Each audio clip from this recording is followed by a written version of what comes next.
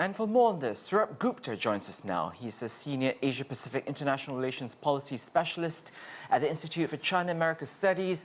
Hello there, Sourabh. Good to see you. Good to see you, Gerald. So, power cuts, chronic fuel shortage, runaway inflation, virtually no foreign reserves. How did things get so bad in Sri Lanka? Well, Sri Lanka took on a lot of debt. There was a lot of unfortunate macroeconomic mismanagement.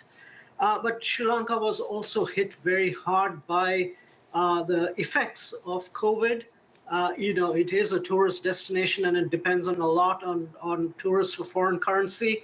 And thereafter, with the war in Ukraine and the macroeconomic situation globally, with fuel prices rising, and with interest rates going up, including the Federal Reserve's interest rates, the interest rates globally are going up, and it's just very hard for an emerging economy, and particularly an emerging economy in trouble like Sri Lanka, to be able to finance itself to meet its basic needs. But Sourabh, is that sort of just a whole series of bad luck with a confluence of factors, or is there also decades of economic mismanagement at play here?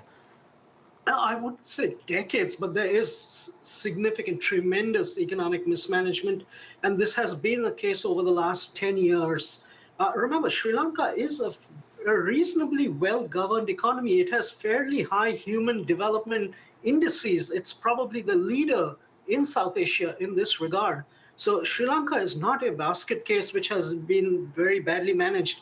But what has happened over the last 10 years, that it has taken a lot of debt. It's entered sovereign debt markets. It has gone for many projects, including what have turned out to be white elephant vanity projects.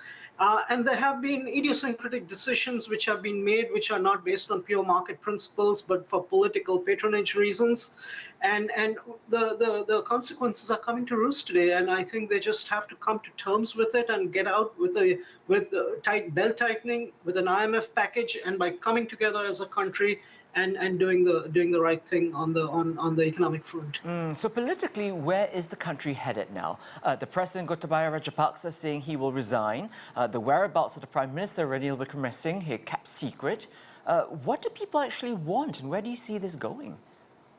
What's going to happen is Sri Lanka has had this old generation of politicians, and even not just an old generation. It had the Colombo elite.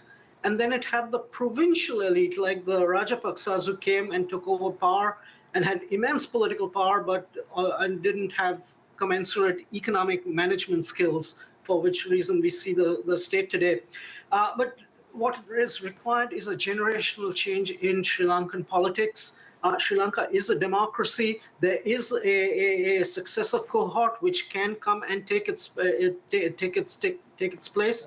What is required at this point of time is a unity government which can get together, as your story said, put together an interim budget, reopen talks with the International Monetary Fund, and start doing the needful in this regard. It's not a hopeless situation. It's a very tragic situation, and people are suffering.